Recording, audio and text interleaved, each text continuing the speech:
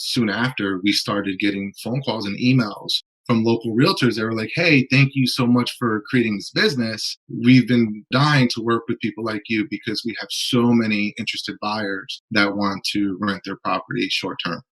This is episode number 37 of the Short-Term Rental Success Stories podcast. Are you an investor that's looking to have your home professionally managed? Go to cohostit.com for more information.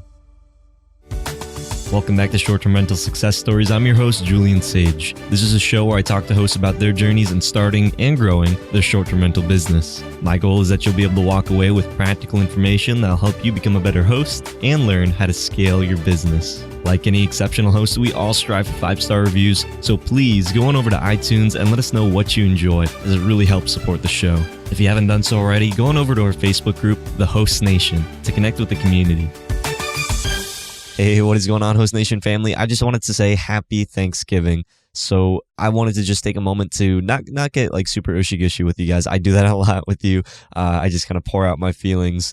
But I wanted to say that I am just super grateful and super thankful for this community that we've been able to build in this family. I love being able to, read your guys' posts in the Host Nation Facebook group, and then also being able to talk with some of you a little bit more personally and finding out where you are and what you're trying to do in the B&B Empire Builders Mastermind group. It's just so cool to be able to be a part of something and to have some people that really it feels like family. I've met so many really good friends and continue to build these relationships with all these hosts that have been on the show and seeing where they're going and staying up to date. And I'm just super thankful. So really, you all have changed my lives so dramatically. I never would have thought that I'd be doing what I am today. Still serving in the Coast Guard and being able to really pour my heart and energy into you guys. So I hope that you're able to gain some value from the content that we're putting out, just because I really appreciate what we've been able to build together. We're 37 weeks in now, and it just feels like it was yesterday when we started this podcast thing and short-term rental journey together. So I'm continuing to grow. Co-host it is continuing to take on more clients and people, and it's just so cool. I never would have thought that we'd be doing this. And I wanted to thank our special guest for today, and that is Ray and Vanessa Vargas, the newly-wed couple. They decided to convert their mother and daughter-in-law live-in space in their house into an Airbnb unit, and within 45 minutes of going live, they got their first booking. Since then, it's been rented every single weekend for the last 3.5 years. Ray and Vanessa realized that there was just a huge business opportunity within the Airbnb short-term rental space and thought what it would be like managing other people's properties. In 2018, they took the leap and founded Home Sweet Hudson, being the first in their market to provide property management services, and it gave them a huge advantage to starting to building their portfolio of properties. Now, Ray and Vanessa manage over 25 properties and are continuing to grow and scale their short-term rental business. This is an awesome episode where we're talking about, really dominating in a niche and also the scaling factor, because Ray and Vanessa really were dealing with a lot of personal struggles with, hiring additional people because it would take such a big chunk of their profit. So Ray and Vanessa talk about that experience of hiring a full-time person and scaling and that whole experience and really dominating a local market, which if you all have the opportunity to become the subject matter expert in your area. And I think that this episode is just so cool because it makes you realize just how network driven this co-host model is and really how all of this can just happen so quickly. I mean, these two have only started in 2018 and now they have over 25 properties, and this is a full-time thing for them. So if you like my show notes for this episode, go to shorttermsage.com/STR37, or if you like my show notes sent directly to your inbox every week, then go to shorttermsage.com/show notes. With all that being said, on to this week's conversation. Hey, welcome back, Host Nation, to another episode of Short-Term Rental Success Stories. In this episode, I have the special honor of speaking with Ray and Vanessa Vargas. Vargas, correct? Correct. All right, let me redo that one time. I'll be a Vargas next Saturday. That's fine. We can practice now. Okay, I'm including this now. After we get married, so. I'm including this now. It's we are officially, because by the time that this episode is out, you are going to be Ray and Vanessa Vargas. Okay, well, again, congratulations on the on the ceremony. For those of you listening, they are actually flying out to Puerto Rico, and they are going to be getting married. So congratulations to Ray and Vanessa. But so just if you wouldn't mind introducing yourself, let the host nation know who you are and what inspired you to get into short-term rentals. Sure. Yeah, so I'm Ray, and I'm actually a native of the Hudson Valley. Was born and raised here, although I left when I was 18. I'm 40 now, and so moving back into this area about 3 years ago was a bit of a homecoming. For the longest, my career lied in new business development, specifically in advertising for both print and eventually digital media. And I think what really inspired me to get into this industry really is just the lifestyle that it affords, and also the opportunity to give back to a community where I grew up in. And I think it's really exciting to be able to, help small businesses. We've created jobs. So for me, that was very, very inspiring. Yeah, and I'm Vanessa. In my former life, I was a public relations manager for a wine and spirits company. And I think very similar to Ray, it was just really inspiring to be able to give back to the community, and really just be able to kind of make our own schedule and live our own life. I've never thought about being my own boss, but being on this side of it is a lot of fun. So it's been a really fun journey so far. So you to give a little pre-context, you have 25 properties that you are managing right now in the Hudson Valley, New York area. Because both of you quit your jobs, these are like full-time jobs. I know, Ray, you were saying that you actually got laid off and that you were looking for some work, and that's what kind of led. So what was it, the initial, like, what got you into the short-term rental space? What was it about that? Well, I think it actually started when we purchased our house here about 3.5 years ago, and we both were working for companies based out of New York City. We were traveling a significant amount of time, and so we decided to convert the mother-daughter living space of our house into an Airbnb. It's a one-bedroom. It has a little kitchenette and a bathroom with its own private entrance. And Vanessa and I are actually avid Airbnb travelers. Like we've seen it from the other side. We love it. And so just for fun, really, we were like, hey, let's put our apartment on Airbnb. And so we realized that there just wasn't a lot of local resources to help us manage the property, and being that we traveled so much, it created a lot of pressure. And there lied the business opportunity. And once we realized that, hey, what would it be like to manage other people's properties? I think that's kind of what sprung it. Yeah, and as we started doing research, we strangely enough found that no one was doing it in our area. And if you don't know New York, a lot of people are familiar with the Hamptons being like the quick getaway from New York City, but this area, the Hudson Valley, has quickly become another one of those areas where people will just take a weekend and go up to the Hudson Valley to get away. So it's a good staycation area. There's a lot of mountain climbing and things like that, and so it's become a huge tourist destination. And no one was doing it here, so we were the first to market, which gave us a huge kind of head start in building a portfolio of properties. Yeah, a couple things that I want to go off of that. So I'm looking at your website right now, and wow, these places are absolutely beautiful. Are these units that you are designing and working with the property owners, or are they like all staged homes and nobody actually lives there? So I'd say almost every single one of those properties are the owner uses them part of the time. We got really lucky, like these homes are beautiful, and we got really lucky in that we have a lot of owners with impeccable taste that kind of caters to the people that are coming up to our area.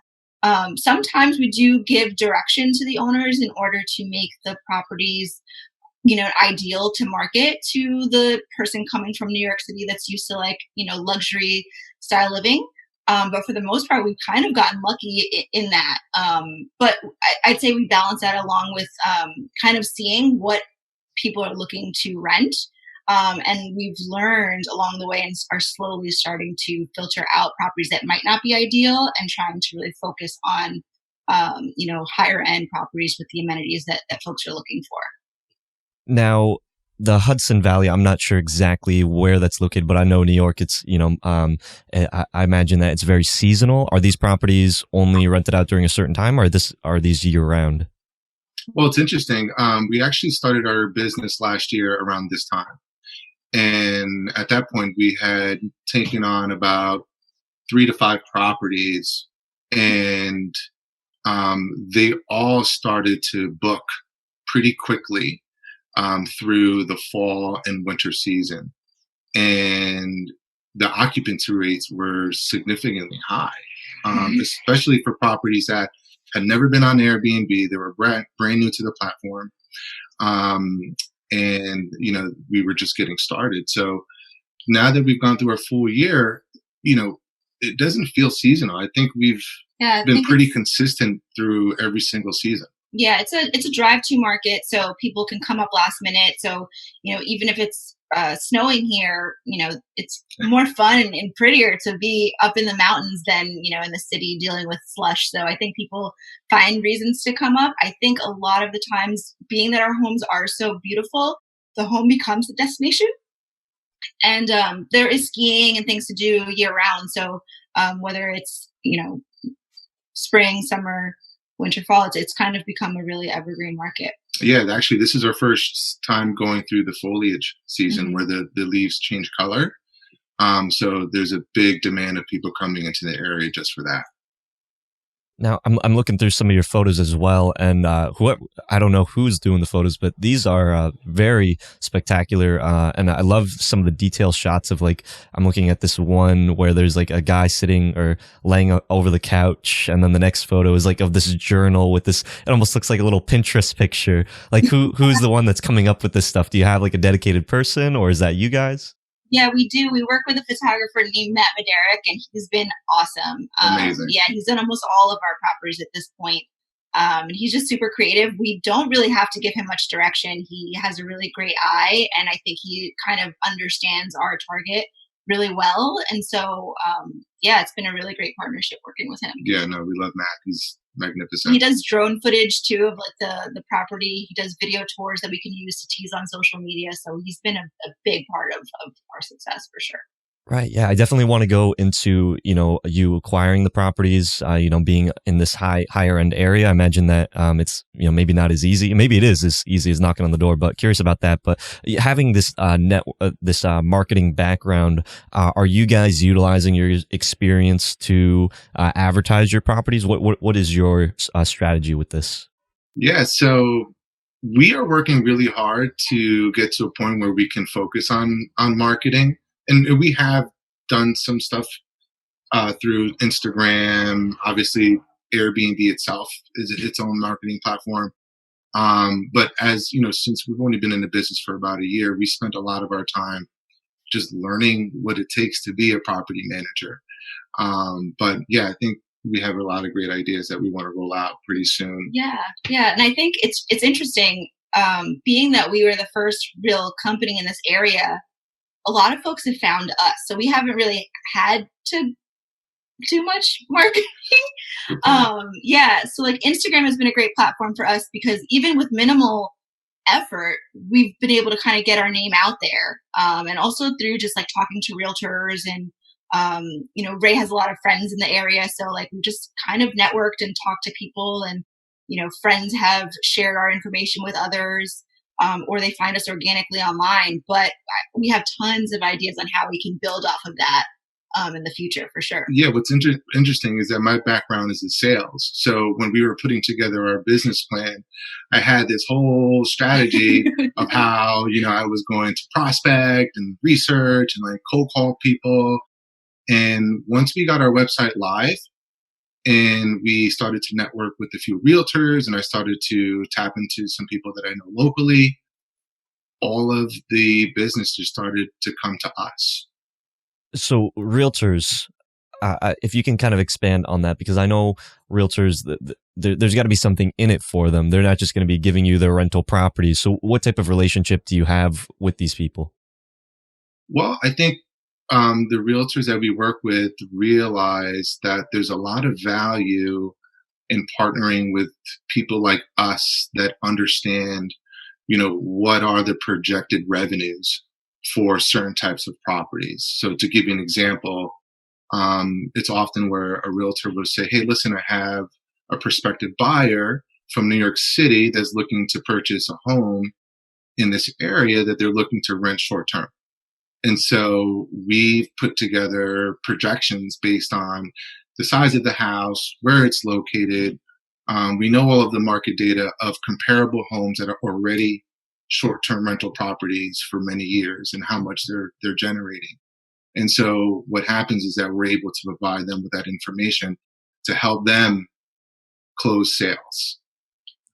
No, I think that that's brilliant from the way that you're looking at it, because you're basically teaming up with them so that they can be able to make the sale. Maybe someone's on the edge of, I don't know if I should purchase this property because I want to be able to short-term rent it, and a realtor happens to know that you guys are subject matter experts, and they can partner with you to be able to help get a person, over that edge to make that purchase. I think that that's brilliant. Are you what because you were talking about the sales process and prospecting, were these just from like a few major realtors, or were you going out, and what was your strategy with networking? Well, interesting enough, we didn't really, realtors started to reach out to us once they realized that we existed. And it was all really coming through Instagram. So one of the first things we did was we got our LLC. We created homesweethudson.com, and we created our Instagram handle. And so we just started posting content. And, soon after, we started getting phone calls and emails from local realtors that were like, hey, thank you so much for creating this business. We've been, dying to work with people like you because we have so many interested buyers that want to rent their property short term. Yeah. So you created the website. This was before you had any properties, correct? So you created the website, you created the Instagram, and then you started targeting real estate agents on Instagram? No, they sort of organically started to find us. I'm not even really sure how that happened. Yeah, I mean, it almost seemed like just a few days after we went live with our website and Instagram handle, they found us. Yeah, I mean, we had talked about the idea of actively reaching out and setting up meet and greets with realtors to kind of educate them on the business, and it just sort of happened without us having to initiate contact with them. And Ray has some friends that are realtors in the area. We talked to the person that sold us our house about, he wasn't that familiar with short term renting, and so we started talking to him, and the word just kind of spread. So I think talking to people, you never really know how you'll connect with others. Yeah, interesting enough, during that time when we were starting the business, we were doing some renovations to our house. And the contractor who was doing the work, which is a childhood friend of mine that I've known since high school, was literally there when I lost my job and I was trying to figure things out, and I was they're building stuff here, and I'm like, you know what? I'm just gonna go all in on this business. And so once we went live, he was like, hey, I know someone that just remodeled their house and may be interested. And that's actually how we got our first client. It was through word of mouth. So walk me through the process, because these are some really luxurious houses, and you guys are charging significant prices for these. To a person, are these just all people that are ready to start short-term renting their properties, or do you have to kind of come up to them? Do you have like a package, a presentation? What's your process with onboarding a new potential client? I think the first where it starts really is just usually it's a conversation over the phone because they live in New York City. And so in that conversation, we ask a lot of questions in terms of, what it is that they're looking to do, what type of property or what type of goals do they have in terms of short-term renting, how often do they want to use the property, because obviously that's very important in terms of us deciding if it makes financial sense. And then if we feel that it's a good fit based on the conversation, we schedule a walkthrough, and usually we'll meet them on the weekend and take a walkthrough of the house. Okay. And are these people that are like ready to start short-term renting, or are you like giving, like pitching people that are renting their properties or anything like that? Yeah, I think the conversation is more educational than pitching. I think most of our clients love the idea of it, and we seem to be super motivated from the beginning.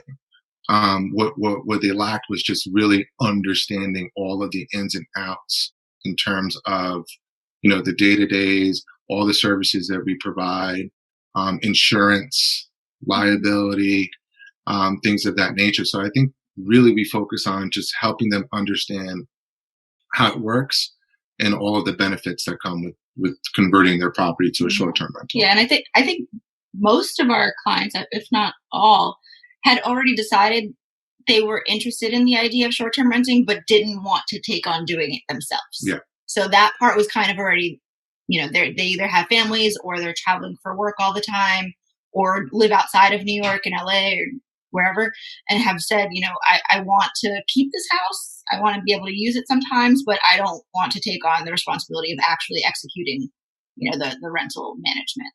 Okay. And so, you guys created the website, you created the Instagram handle, and then you networked with people that are in the real estate community, and that's how you built up to your initial bundle of properties. And then from there, it's just been all organic. You're saying that they're just coming to you now. For the most part, well, now we're getting a lot of referrals from our Mhm. clients. We've also been in contact with the local chamber of commerce, um, and in that we found some leads as well.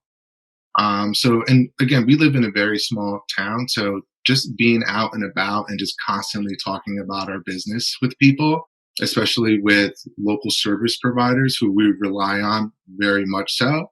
I think there lies a lot of lead generation as well. Now, because you guys said that you were coming into a market where there really wasn't a dominant player in that space, and you guys are coming in here and you're trying to basically set the standard. How are you able to communicate with, let's say, for the new investors that are out there, that maybe there's not too many people that are short term renting? How do you set the expectation with people that are, when there is not maybe a good amount of market data available? Well, there actually are a lot of people that short term rent, but it's a lot of people that either live locally or are managing it themselves. So there's a big pool of Airbnbs that exist in the area. I think it's just there's less people or no one realized the need for those that wanted to do it but just don't live close enough to do it themselves. Yeah. But I think that there has been enough Airbnb or short term rentals in the area to give owners a good idea of what they could stand to generate through their property. So I think we've set pretty good expectations, and the owners have been happy with where they are to date for sure. Yeah, and we also have our own Airbnb that we've been renting here for the past 3 years. So we had that data to share. And we also relied on AirDNA, which you probably know is a platform that provides data based on homes that are renting on Airbnb within this area. So that was probably one of our first investment because it's a subscription based, right? Yeah. Yeah. So yeah, that was very helpful. And so you guys decided on a 25% management fee. Where did you come to that number, and what type of services are you providing with that? Yeah, I mean, it basically includes everything that comes with short-term rental management. We came up with the number based on some research that we did uh, within other markets across the country. And when you think about the type of properties that we manage, they're pretty big. They're 3, 4, 5 bedrooms. They have pools. They have hot tubs. There's a lot of different things that we are responsible for in terms of making sure that not only is the house ready for guests, but that it's always in great working conditions for when the homeowners are using them. Yeah. So I think that's kind of how we came up with that percentage. Yeah, I think when we started, we we were originally going to offer 3 different packages of different percentage points, and quickly realized that you want to be able to manage the entire process and not really Make things a la carte. because then you're not in full control of how successful the property can be. So let's just switch to one flat percentage. No, I like that. I like that. That's you're trying to create a system that will make it easy for you to be able to track and manage the growth. And if you are kind of doing that a la carte, maybe there's going to be things that on the owner's side, maybe they're lacking, which can also, ultimately hurt your guys' performance of your portfolio as well. And this is how you're making your income now. Yeah, I think another point to make is that we offer a concierge service where we have partnerships with local business and service providers. So if a guest was interested in having a private chef, a massage therapist, a yoga instructor to come to the property to perform these services, we actually help create those itineraries, which is no cost to our clients. We actually don't charge any money for organizing those experiences. We see the value in creating unique experiences for people so that they give us a nice 5-star review, and also refer us to their friends and hopefully come back to visit the property again. That's like the Airbnb Lux experience. I know that's the concierge service is something that they're providing. So what is you're creating these relationships with these business owners. That's good for the community. It's also good because maybe you can also tap into their network as well. What type of how are you doing this that you're able to get these good deals with these service providers for your guests? Just really talking to people and letting them know what we're doing, letting them know about the kinds of properties that we're representing and kind of who's staying at those places. And I think they inherently will see the value in, offering maybe a small discount or, something special that isn't available in store or things like that. So I think it's pretty easy sell at the end of the day. Yeah, I mean, that kind of partnership is such a win-win for everyone involved, right? Again, growing up in this area, I have a lot of friends who are business owners who own restaurants, who are, massage therapists or yoga instructors. So it was really easy to access those people and sort of present these opportunities. What's nice too is that certain restaurants, which we're working towards now, are open to offering exclusive discounts for our guests. If they mention, Home Sweet Hudson, we're actually trying to create something unique in terms of coding. But there's so many different ways to, help the community in that way. I love it. You guys are doing all the right things. I love the website. It's simple, it's clean, it's beautiful, and you guys are going definitely above and beyond with your service. When though did it come to that point where it was like the tipping point where it's like, okay, Ray, you were talking about how you were laid off because of the downsizing, and Vanessa, that you decided to come onto this. When was it that point where it's like, we can actually really make this into a full-time, income that we can, scale and grow and be able to, live off of? I think we kind of knew that from the beginning, in terms of the earning potential. I think the tipping point for us going all in together and just leaving our jobs 100%, was specifically on a day where, so in the morning, so Vanessa used to commute into New York City every single day. All right. And I used to drive her to the bus station so that she could take the bus down, at 5:15 in the morning. And at this point, she was doing an incredible job. I mean, literally 2 full-time jobs, not to mention coming off of a very difficult health situation. And she was overwhelmed. And I remember vividly her being very upset at me for no apparent reason that morning.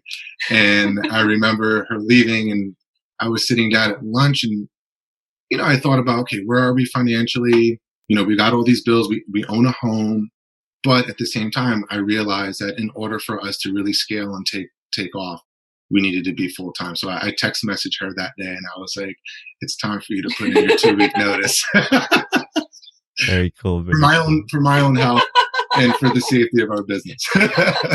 So being both being a team, property managers, what type of responsibilities are you guys assigning to yourselves? How do you split it up for a couple that wants to get into the business? So I think in the beginning we were both sort of like doing everything together. Yeah. I mean, literally cleaning the properties ourselves and really just understanding what it takes to prepare a short-term rental property versus a regular residential home. But then as we started to grow and we started to find local people that were able to help us, we started to create roles, right, and certain responsibilities. So I think for me, I was more of the um, new business slash operations manager. And Vanessa did basically all of the client facing, client servicing. Yeah, so all the client communications, guest communications for the most part, and the little bit of social media that we started doing, I was helping to put that stuff together. Yeah. As well as the listings. And so like managing the onboarding process was actually probably the largest part of my role in the beginning.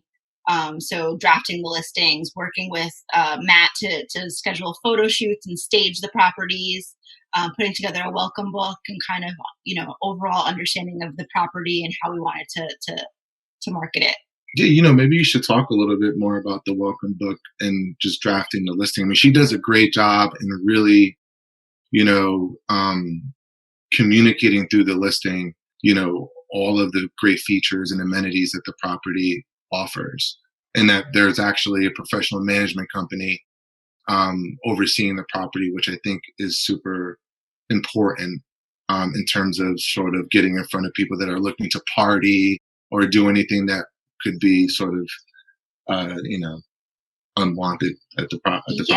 I think my approach is really just to, so people might be looking to stay at a place for their own, whatever reason, if it's a special occasion or just a weekend getaway.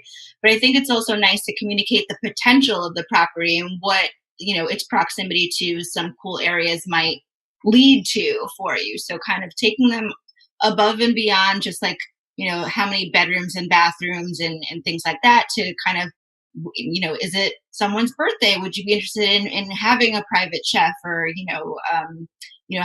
holding a wine tasting at the property or, kind of teasing up some of the cool areas that you're close by and what those places offer. And one of the things we started doing within the first few months of our business was, so during the onboarding process, we do an overnight at each of our properties. So we stay at the property ourselves. So we kind of just pretend we're guests, walk around the property, test things out, see what questions guests might have, use all the different amenities that are there so that we can sort of really tell people, what they can expect, what's really cool, what's really special from, a backyard that's perfect for stargazing to, a really quiet property that's, has a fireplace and is the perfect place to read a book. So just really making each listing super special and unique.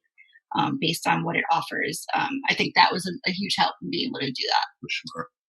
No, I love that you walk through that process, because I feel like a lot of people are thinking like, oh, well, I have to do a very low management fee because there's companies like Evolve that are coming out there and they're offering like 10%, and they're thinking, oh, well, if I'm going to be able to compete with that, then I'm going to have to charge something around there. But you guys, your onboarding, your process, you're really invested into these properties. You're going there, you're staying in these properties, the local connections, this is your home, these are your people. So I think that is, I think that's really cool, because you guys, your value is there.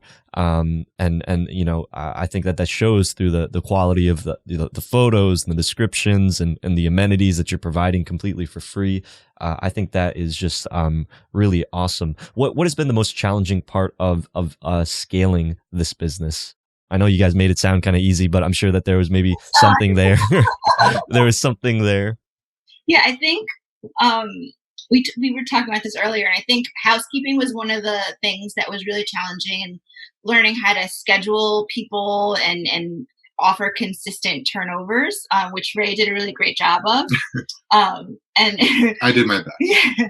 And then just like operationally, when you're at even 10 properties, being able to physically go out and, handle things, get toilet paper where it needs to go and handle any sort of damage claims, it's a lot. So before we reached the point where we were able to hire an operations manager, it was just Ray and I running around to different properties and getting things where they needed to be, which becomes difficult from a logistical perspective in between, reservations.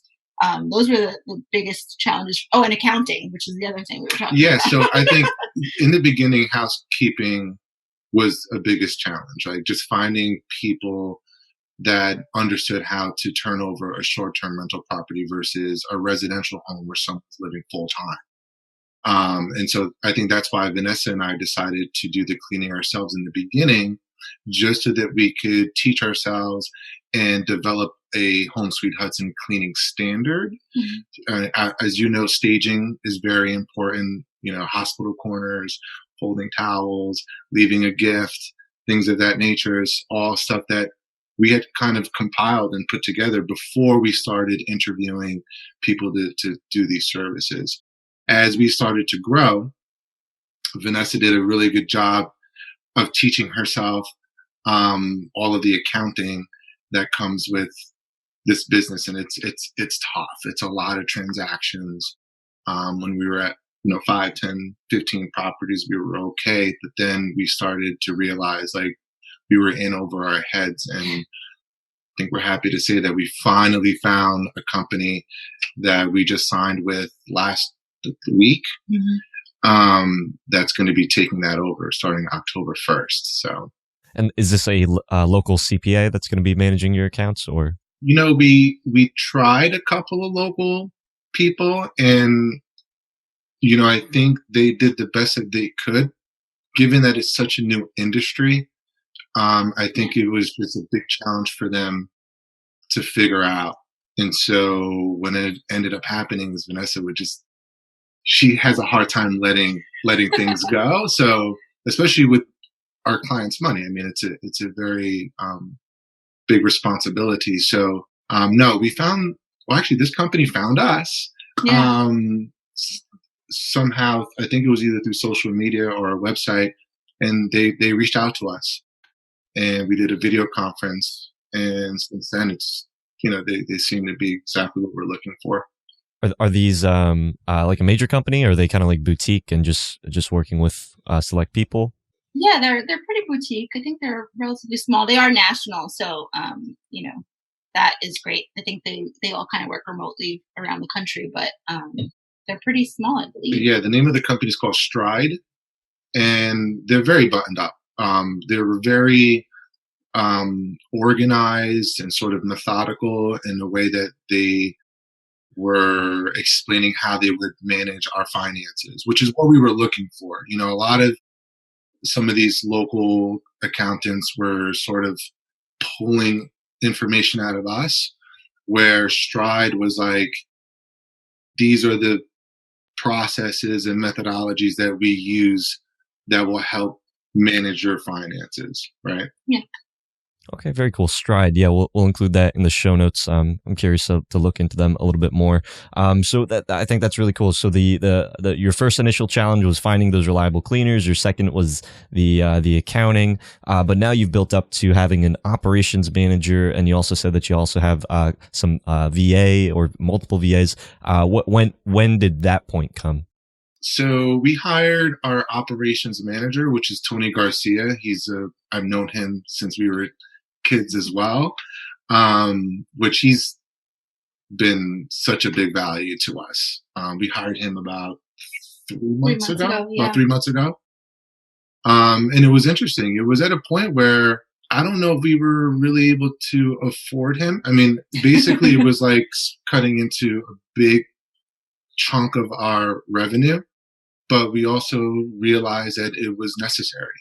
And so we took on that investment, not an expense, it's definitely an investment. Yeah. And we've been able to grow so much more since then. Yeah, and I think it happened because we realized the onboarding process was taking longer than it should, mostly because there are some things that sometimes need to get done in order to get up and running. So whether it be installing a security camera outside, or painting that needs to get done to make the house look fresh, and sort of those kinds of little projects that would halt an onboarding. And for small projects like that, it's hard to get a general contractor to come in and just do a one-off little you know camera installation or something like that. So bringing Tony on board allowed us to get onboardings done much quicker, and then also to address any repairs or damages that happen to our current properties really easily at low cost for the owner, and keep things rolling without having to wait to schedule those kinds of things. So it really was a huge help to moving things along and getting properties up, running, and booking quicker. Yeah, and I'd say once we got to around 18 or 19 properties is when we decided that we had to get virtual assistants for guest communications. I mean, Vanessa was inundated with messages over the weekend, and it was tough, And I'm actually impressed that you were able to do that with so many properties. But thankfully now we have virtual assistants handling that. And I'm curious about going a little bit deeper into that, because a lot of people are probably in that space where it's like they don't want to give up that control because you have to give up that control to somebody else, but you're also taking maybe a significant hit on your income, which is also really scary. How at what point did you decide, like, okay, we need to hire the operations manager? Like, how many properties were you managing at that point? Think you were at home? Well, no, I think with Tony, we were probably around 16 or 17. And then shortly after that is when we decided to hire the virtual assistants. And how much of an impact was hiring an operations manager and the VAs to your growth? Oh, it's tremendous. I mean, Vanessa and I were just so caught in the day to day with the business. Once we were able to delegate all of that work out to Tony and the virtual assistants, it allowed us to focus more on new business. So during this time that we were growing, I would say on average, we had anywhere between 10 to 15 prospects that were reaching out to us saying, hey, we want to meet with you. We want you to come visit our property. But we weren't able to spend that time with them because we were stuck, trying to install Ring cameras and getting the houses ready. So now most of our time is servicing our current clients, which I'll be completely transparent. There were times where we weren't getting back to some of our clients in a timely fashion. I think all of that just had to do with how quickly we were growing. But now we've sort of circled back to being able to make sure our current clients are super happy. And now we have a bunch of other prospects right now that we'll be onboarding once we get back from our wedding. So what does an operation, is this a position that you already knew that needed to fill these spots, or were you just kind of creating this where you saw the need? In the beginning, we were filling the need. So Tony actually was working for the contractor that was doing the renovations in our house. And so we started to use Tony part-time. Like, he would just kind of do it on the side and help us. Once we started to grow and realize like we needed him more than he was available, we realized that we needed to make this a full-time job. And so we made him an offer, and thankfully he took it. And so his responsibilities really are, maintenance, repairs. He now manages and oversees housekeeping and scheduling. And he also is in charge of inventory. So, we purchase shampoos, body wash, all of the basics for the property in bulk. And he's in charge of making sure that stuff is sort of dispersed in each of the properties. And he's done a great job. Wow, that's a significant amount of responsibility that was kind of taken off of you, and now that you've been able to hire that out, that's big. How many properties do you feel like you'd be able to scale up to now that you've taken those responsibilities off? Oh gosh, I think sky's the limit. The way we see it is as we grow, our goal is to hire more people, right? And we're actually training Tony to be more of a property manager so that down the road we can find someone to sort of fill his shoes so that he could manage directly and help us with, growing and scaling. Um, I don't think we know yet how many properties we want to sort of cap it. I mean, in the beginning we had said 25, and now we're like, we can get to 50 by the end of the year. It's tough, but there's a lot of work that comes with this, and there's liabilities and all that other stuff. So, I think 50 might be the number we're shooting for. Yeah. And then what we're doing is trying to develop other revenue streams. So, we're working on developing an online course to educate other people across the country on how to start their own management business, and podcasting eventually too. Awesome. I love it. Yeah, there's so much potential for educating people and training people up. And I love that you're training Tony now to become a property manager. I think that's such a cool thing when you've reached a point where it's like now you're ready to train someone up and take them under your wing and start giving them that responsibility to be able to really change their life. I think that is awesome. Is there any product in your units that really is saving you time and money? We do work with a company called Public Goods. Mm-hmm. So yeah, they're actually saving us time and money because Public Goods, they have an array of different products. So instead of having to go to different stores locally to purchase these products and stock the houses with, we can actually do everything from their website. And in fact, we've developed a partnership. And so we are buying these things in bulk and just literally stocking our basement. And they're great products. They're inexpensive for our clients. They have beautiful branding. They're all sustainably packaged and use really healthy ingredients. So we know that we're giving people safe products to use that look really pretty and kind of look really high end. So I'm not hiding them when I'm taking photos of the houses. They kind of add to the kind of look and feel that we're looking to achieve. So that's one great product. We loved, Ring cameras are another thing that we absolutely love. And then I think the tool that saved us the most time has been using Guesty, which is our PMS. That has been such a time saver for us. Oh yeah. Right. And what are the other services in the short-term rental space that you guys are using? Guesty's one of them. We're also using Beyond Pricing to help with our dynamic pricing tool, which has been great. Outside of that, that's pretty much it. Okay, great. And the messaging is that for Guesty you're using the automatic messaging? Yeah, we use auto messaging for trigger messages throughout the booking process, and then we do our guest communications they have a separate guest communication services package which we have opted into. So that's kind of what we use for messaging. Yeah. Okay.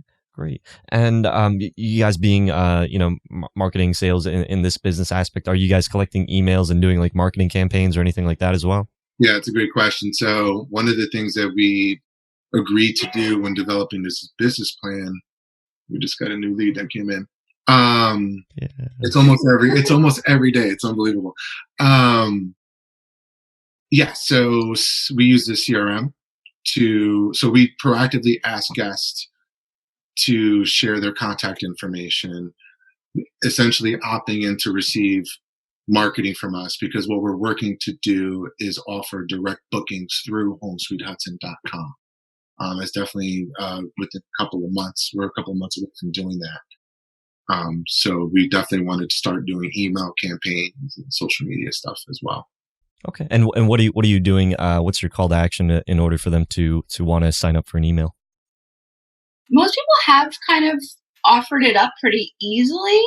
But I think what we've been thinking about doing is offering like a percentage off of their next booking if they share an email with us. So that's been kind of a good catch. Okay. And I'll tell you, like the feedback from guests that visit these properties have been super positive. I mean, if you read our reviews, they're just like, this is amazing. This is the best Airbnb I've ever stayed at. I'm definitely coming back. So when we make them aware that if they were to book direct, where they can save on that 10 or 15% Airbnb fee, it's pretty easy for them. Yeah, I was just gonna say, what are you doing that has helped your guests leave positive reviews? I mean, I think a huge part has been housekeeping, just doing an impeccable job of, making the house clean and presentable, and really checking in with them to make sure that they have everything they need to have a great stay, offering up suggestions on things to do, and kind of, I try to offer enough information so that they don't have to ask many questions, and then just, provide additional suggestions whenever I can. So I think that's been a big part of it. And then just having properties that are ideally set up for folks to entertain or just relax, and focusing on that has been great. I also think, especially because Vanessa has been sort of spearheading the guest messaging from the beginning. She's done a great job of just, taking the initiative to reach out to folks before they get to their property to understand what it is that they're looking to do, and really asking the questions so that we can provide local recommendations. And I think guests really appreciate that. And you can see it in the reviews. They mention it. Yeah. And is there one house rule and thing that you've started including maybe in your co-hosting contracts that is really kind of saved you before or really kind of benefited you guys now? Yeah. I mean, obviously no house parties, in fact, we have a pretty interesting case study. It only happened once, which is interesting because we've been doing this for a year and we've hosted hundreds and hundreds and hundreds of people.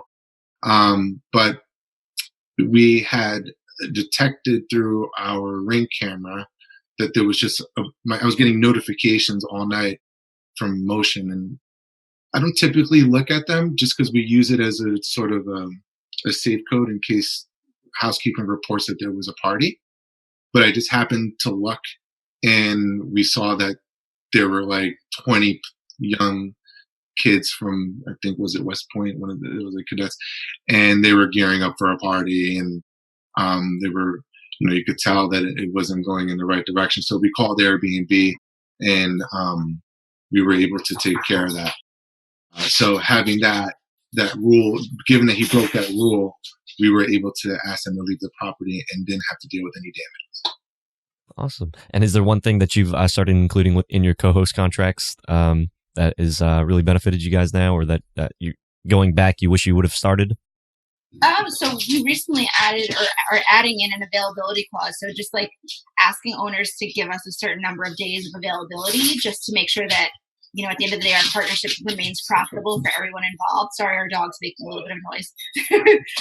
So I think that was a beneficial addition to our original contract. Yeah, for sure. For sure. Awesome. Okay. Very cool. Very cool. And last question: if you had to restart and do this all over again, what would you do differently if you had to start from scratch? I think doing a better job of managing our clients' expectations. So we recently started doing onboarding calls that would allow us to kind of really explain to them what to expect, what we can assure them that we'll do. I'm sorry. And just really understanding the process. Most of our clients are brand new; they've never Airbnb before, so just really educating them on what so they can expect has been helpful in decreasing the number of questions we get and emails we're getting. So I think that's really been essential. And do you have just like a checklist or something that you've been going off of to be able to help with that onboarding process? Yeah, I think we sat down and just brainstormed all of the things we've learned and said, what can we tell people when we're first starting out in order to get them ready and have them understand what this process looks like. And so we've just gone through an outline based on our best practices and the things we've learned, mostly by mistakes, and can now help to manage their expectations in the future. Awesome, very cool. And the last big question before we let you go to tend for the dog is what question do you have for another professional host? Maybe someone that is in a similar place with you, or maybe that next level. Ooh, that's a good one. I think for me, it would be, at what point do you start to in-house manage services such as like trash removal and, landscaping? Like we were talking about, do we start doing like our own laundry? Like, should we get into laundry services and things like that? So I'm trying to see like at what point is that really scalable and a smart investment. So I think that's some of the things we're thinking about now. Very cool. I would agree. Housekeeping, laundry is a big one. So if we could ask any question, I'd love to hear how companies that are at 50 plus, how are they handling their laundry? Okay, very cool. And that's kind of the ambition for you, is that 50 plus? Yeah, I think so. But check back in about 2 months. We'll see. Definitely. Well, of course, that's going to be so cool, and I'm excited to see where you're going with all the resources that you're going to be providing to the community. And yeah, definitely, I'll include everything in the show notes. But thank you so much, Ray and Vanessa, for taking the time to tell your guys' success story. And I'm excited to maybe have you back on the show once you've reached that 50 plus mark, and then we'll see how your operations are going at that point. Definitely. We love to. Yeah, that'd be great. Thank you, Julian. This has been great. All right. Well, thank you so much, and I'll let you guys go get that door. So until next time, Host Nation, keep on hosting. Hope you hosts benefited from the show. If you found value, please go on over to iTunes, leave us a review, and let us know what you enjoy about the show. If you'd like to talk to hosts that have been featured in these episodes as well as the community, go on over to our Facebook group, The Host Nation.